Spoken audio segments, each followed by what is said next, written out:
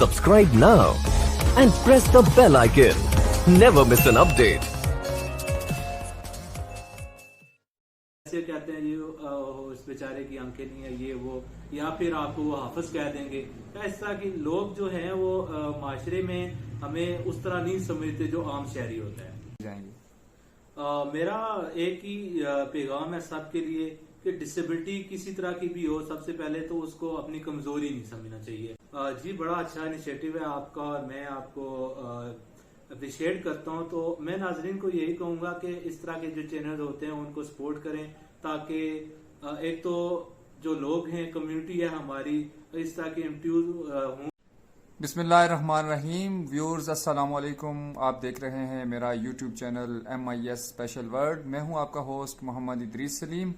तो जैसा कि आप जानते हैं कि हम आपके सामने सक्सेस स्टोरीज लेकर आते रहते हैं और आज उसी सिलसिले को हम आगे बढ़ाते हुए आपके साथ मौजूद हैं। और हमारे साथ मौजूद हैं फरहान इलियास, जिनका ताल्लुक आज़ाद कश्मीर से है। इनसे मुलाकात करेंगे और इनकी ज़िंदगी के बारे में जानेंगे, सवालात पूछेंगे और ये भी बताएंगे कि क्या ये पैदाइशी तौर पर बसारत से महरूम हैं या वह हादसाती तौर पर इनके साथ ऐसा हुआ और ये ज़िंदगी में क्या कुछ कर रहे हैं। तो जी अस्सलाम वालेकुम। जी वालेकुम अस्सलाम। फरहान कैसे हैं आप? खैरियत से? जी अल्हम्दुलिल्लाह, आप ठीक हैं? खैरियत से? जी बिल्कुल ठीक ठाक अल्हम्दुलिल्लाह, अल्लाह पाक का शुक्र। तो फरहान सबसे पहले आप अपने बारे में बताइएगा व्यूअर्स को कि आपका नाम क्या है। आप चले नाम तो हमने बता ही दिया खैर, लेकिन आपका ताल्लुक कहाँ से है? जी मेरा नाम तो फरहान इलियास है और मेरा ताल्लुक खरेटा आज़ाद कश्मीर के गांव दरकुटी क्रास से है। और इस वक्त मैं जो है यूनिवर्सिटी ऑफ कोटली में उर्दू का तालिब इल्म हूँ।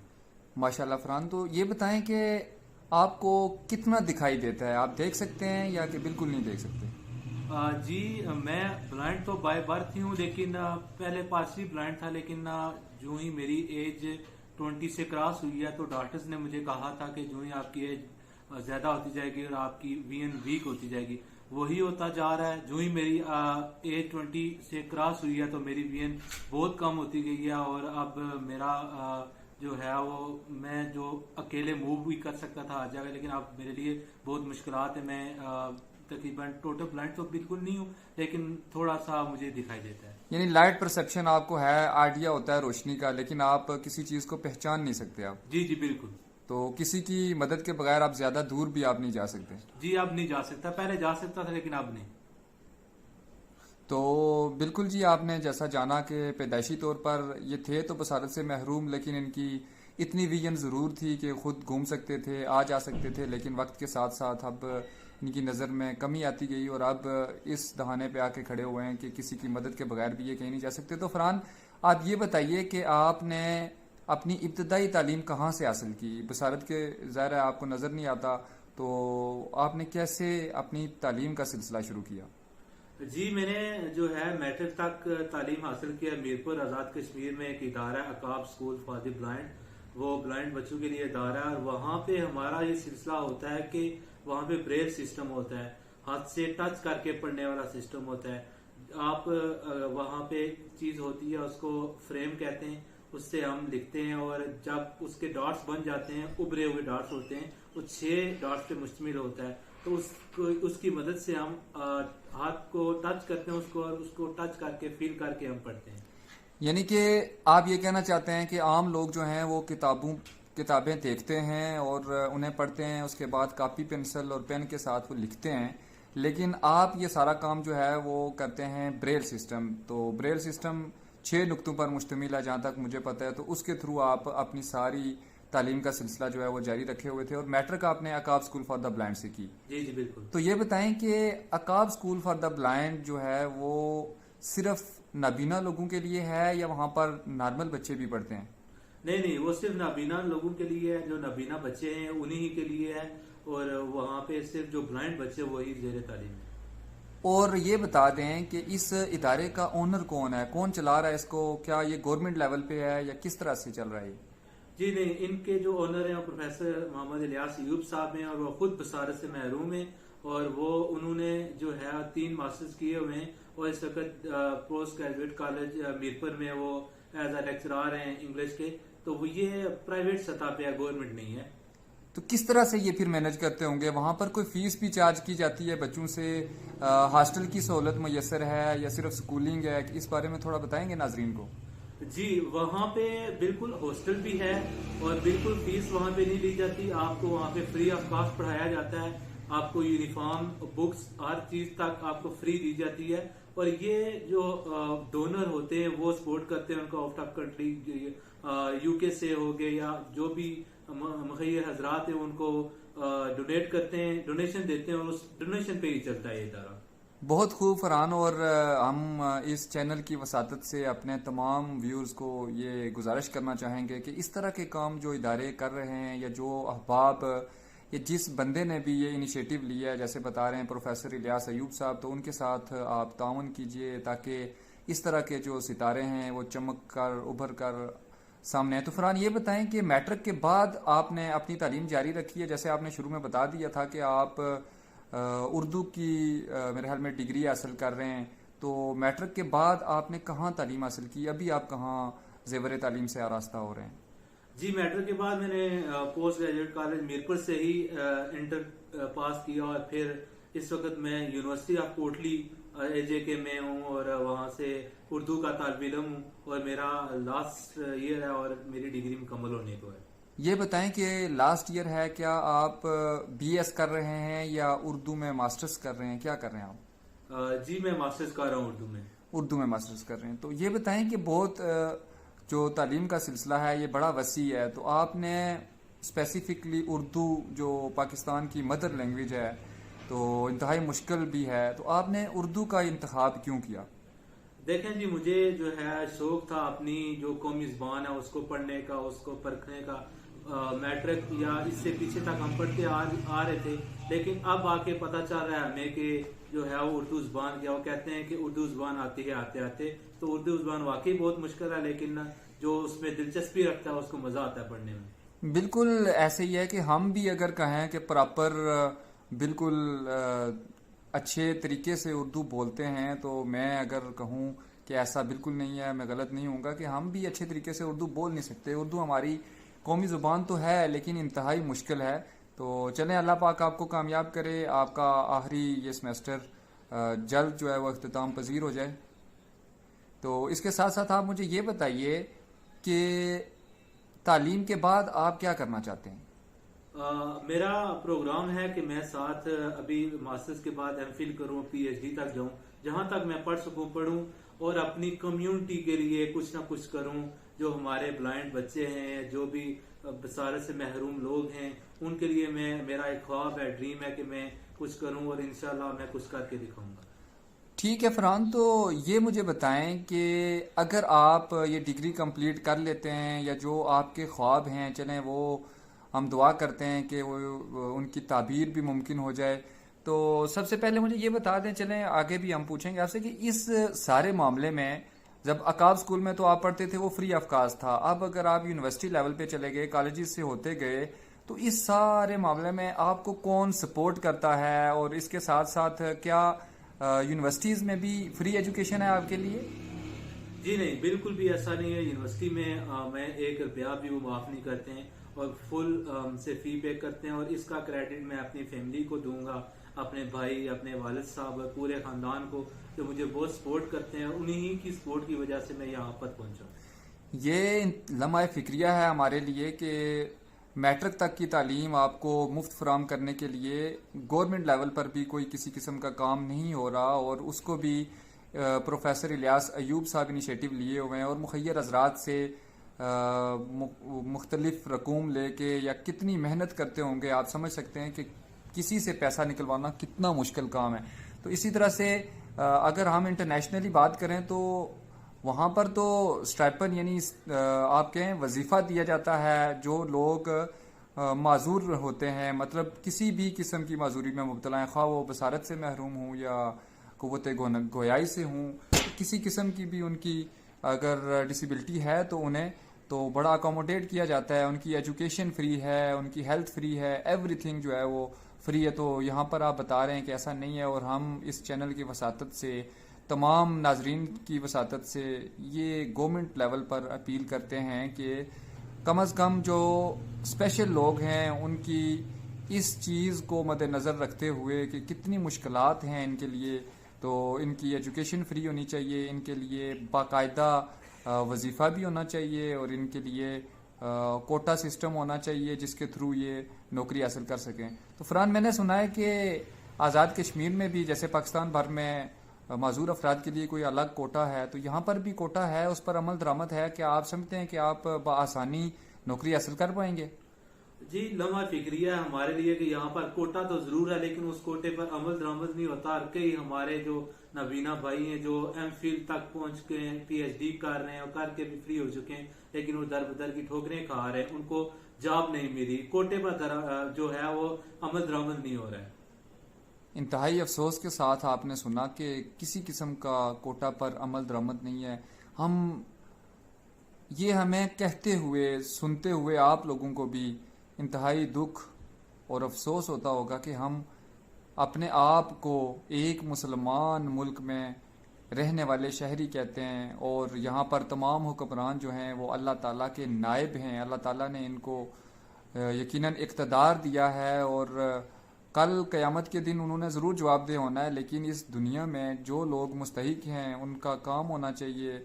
अगर उनके लिए कोटा बनाया तो उस पर अमल दरामद होना चाहिए। किसी किस्म की ऐसी बात भी नहीं हो रही। तो फरहान, मुझे ये बताएंगे आप कि तालीम के साथ साथ क्या आपका कोई मजीद शौक भी है या सिर्फ आप तालीम ही हासिल कर रहे हैं? जी नहीं, तालीम के साथ मैं ब्लाइंड क्रिकेट भी खेलता हूँ। Azad Kashmir cricket club of the blind से हमारा क्लब है और उससे डोमेस्टिक सतह पर मैं क्रिकेट भी खेलता हूँ।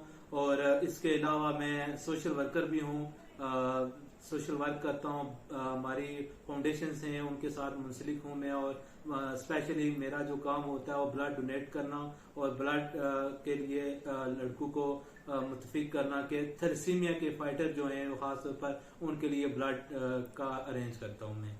जी माशाल्लाह। तो फरहान, हमारे नाजरीन को बताएंगे कि आप जैसे शुरू से ही बताते आ रहे हैं कि बसारत से महरूम है और अभी आपने एक नई बात बता दी कि मैं क्रिकेट भी खेलता हूँ आज़ाद कश्मीर की तरफ से। तो क्रिकेट कैसे खेली जाती है?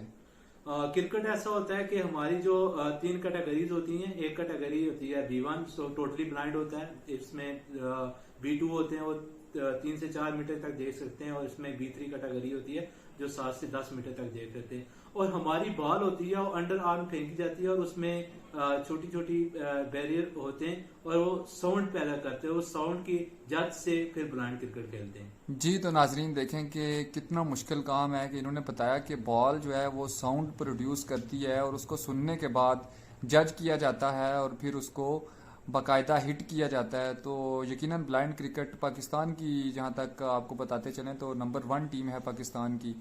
तो साथ ही आपने ये बताया कि सोशल वर्क में भी आप इन्वॉल्व हैं, तो ख़ास तौर पे आप ब्लड अरेंज करवाते हैं उन लोगों के लिए जो थैलेसीमिया से फाइट कर रहे हैं, जिनको अल्लाह ताला ने या जिनके जिगर में ये सलाहियत नहीं है कि उनका खून पैदा हो। तो ये सारा काम आप कैसे करते हैं? क्या घर ही बैठे करते हैं? आपने फाउंडेशंस का तो जिक्र किया, क्या आप उनके ओहदेदार हैं या कि कोई आप किसी तरीके से कुछ चैनल चलाए हुए हैं जहां से आप इस चीज़ को अरेंज करते हैं? देखें, घर हूँ या मैं ऐसे ही हॉस्टल में होता हूँ, जब यूनिवर्सिटी होता हूँ, आजकल छुट्टियां हैं, तो अगर यूनिवर्सिटी हूँ तो वहाँ पे दोस्तों के साथ मिलकर काम करता हूँ। घर हूँ तो फिर ऑनलाइन ही व्हाट्सएप या दीगर जो होते हैं जरिए उनके साथ मैं लड़कों के साथ कांटेक्ट में रहता हूँ और मैं रज़ाकाराना तौर पर काम करता हूँ फाउंडेशन के साथ और ब्लड अरेंज करता हूँ। जी, क्या बात है फरहान, आपके जज्बे को यकीनन सलाम पेश करना चाहिए। तो अभी आपने ये बताया कि व्हाट्सएप भी मैं यूज़ करता हूँ, तो ये बताएं कि आपको तो ज़ाहिर नज़र नहीं आता, देख आप सकते नहीं, सुनते तो ज़रूर हैं माशाल्लाह, लेकिन मोबाइल किस तरह से आप चला लेते हैं? ये व्हाट्सएप वगैरह किस तरह चलाते हैं आप? जी, हमारा जो सिस्टम होता है वो एंड्रॉयड फोन में एक सिस्टम होता है टॉक बैक का। और जब टॉक बैक हम यूज करते हैं उसमें एक सॉफ्टवेयर होता है एलोक्वेंस, उसको जब इंस्टॉल करते हैं हम तो हमारा मोबाइल बोलना शुरू हो जाता है। वो डबल टच होता है, तो जब हम किसी चीज पर फिंगर लगाएंगे वो हमें बताएगा ये चीज है, उसको हम डबल टैप करेंगे तो उसकी मदद से हम फोन को चलाते हैं। जी बिल्कुल, ये स्क्रीन रीडर सॉफ्टवेयर्स के बारे में मैंने सुन रखा था, लेकिन इतना मुझे नहीं पता था कि प्रैक्टिकल होते हैं। तो किसी किस्म की मुश्किल नहीं आती, आप एक नॉर्मल पर्सन की तरह फ़ोन बिल्कुल इस्तेमाल कर सकते हैं? बाज़ मुश्किल होती है, ज़रा नॉर्मल पर्सन की तरह तो नहीं यूज कर सकते, लेकिन उनके जैसे वो यूज करते हैं उस तरह तो नहीं, लेकिन फिर भी कर लेते हैं। और अपना जो भी काम हो हम फोन पे या लैपटॉप पे भी हमारा यही सिस्टम होता है, उसमें भी एक सॉफ्टवेयर जिसको जाज कहते हैं इंस्टॉल करके हम अपनी यूनिवर्सिटी की असाइनमेंट्स या कोई इस तरह की जो हमें चीजें चाहिए होती हैं उनको भी कर सकते हैं। जी, तो माशाल्लाह बहुत ज़बरदस्त बात आपने बताई, और आप एक बार फिर जो है वो आपकी हिम्मत को सलाम पेश करना चाहूँगा। ये बताइए कि आप अब मास्टर्स यानी उर्दू में आप एमए कर रहे हैं, तो इसके बाद आप अपनी तालीम का सिलसिला जो है वो जारी रखना चाहते हैं, या कि फिर आप यहीं पर स्टॉप करेंगे और नौकरी की तलाश में जाएंगे? क्या आपका इरादा क्या है? जी नहीं, मैं इंशाल्लाह अपनी पढ़ाई को जारी रखूंगा। नौकरी ज़ाहिर वो भी तो जरूरी है, लेकिन इंशाल्लाह मैं आगे एमफिल करूंगा और फिर मेरा इरादा है कि मैं आगे पीएचडी भी करूंगा।